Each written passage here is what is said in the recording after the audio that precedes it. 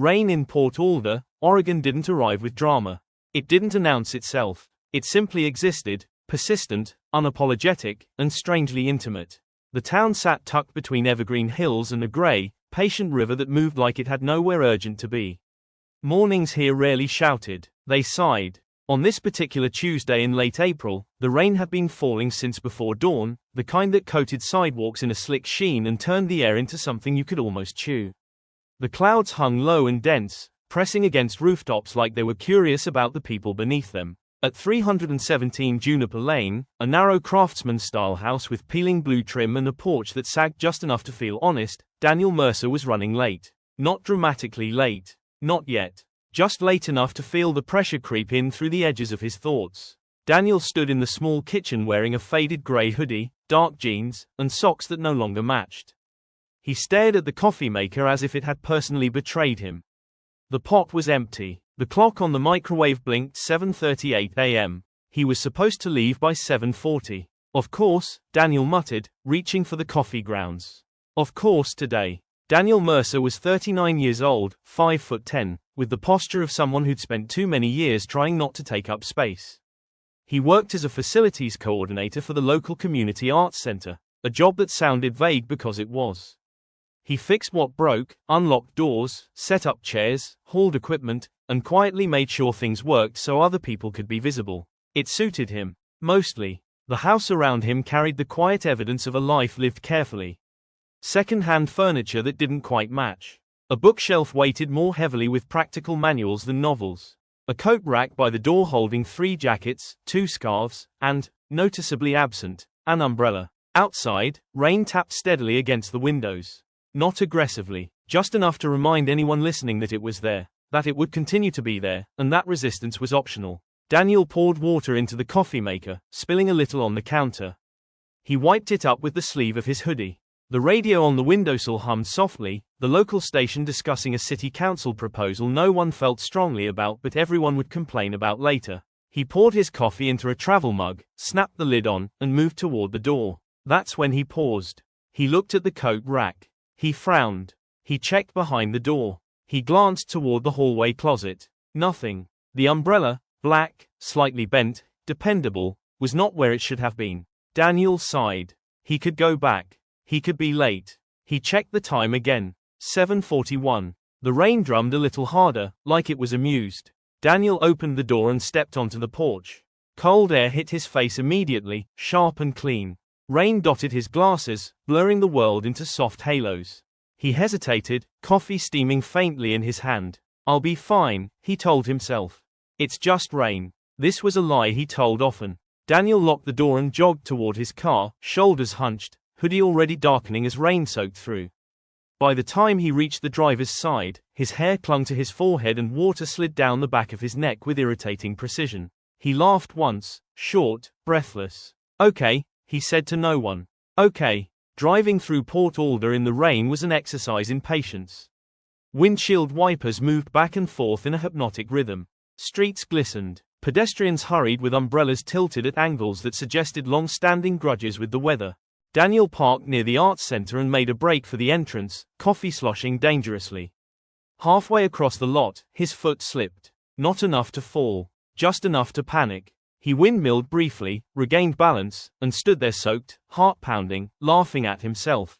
A woman under a bright yellow umbrella passed by and smiled sympathetically. Rough morning, she called. Forgot my umbrella, Daniel replied, gesturing vaguely at the sky. She laughed. Happens. That word again. Happens. Inside the arts center, warmth and noise wrapped around him. Children's voices echoed from the dance studio down the hall. Someone practiced piano badly in the far room. The building smelled faintly of floor cleaner and wet wool. Daniel shrugged out of his hoodie, which made a soft, defeated sound when he dropped it over a chair. Water pooled beneath it. Daniel, called Marissa Klein, the program director, mid-30s, perpetually moving. Can you help set up Studio B? We've got the adult beginner dance class tonight, and the mirrors are acting weird again. Mirrors acting weird? Daniel asked. Fogging, she said. Rain. Daniel nodded. Of course. He spent the morning moving chairs, wiping floors, adjusting lights. His socks never quite dried. Every step made a faint squelch. By lunchtime, the rain hadn't let up. Daniel stood by the window, coffee gone cold, watching people outside hurry and curse and shield themselves. He thought about the umbrella. He thought about how often he prepared for everything except the moment he was in. And somewhere between the steady rain and the squeak of his shoes, a strange thought surfaced. What if I stopped fighting it? He shook his head. Ridiculous. Daniel Mercer didn't dance in the rain. He barely danced at weddings. But the rain continued, steady and patient, as if waiting. The rain didn't stop. That was the first thing Daniel Mercer noticed when he stepped back outside the Community Arts Center just after 4 in the afternoon.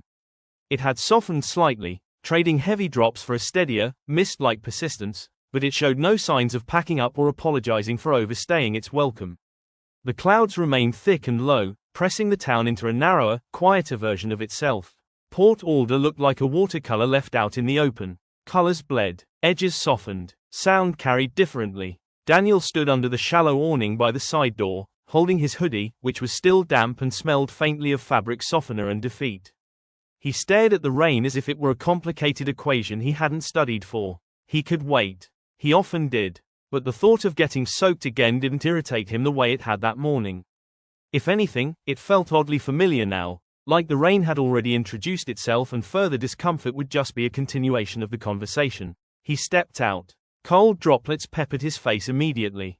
His shoes darkened. His jeans absorbed water greedily, as if they'd been waiting for permission. Daniel laughed under his breath. Well, he said quietly, we're committed now. Across the street, Ruth Callahan, 72 and sharp as a tack, shuffled carefully beneath a floral umbrella.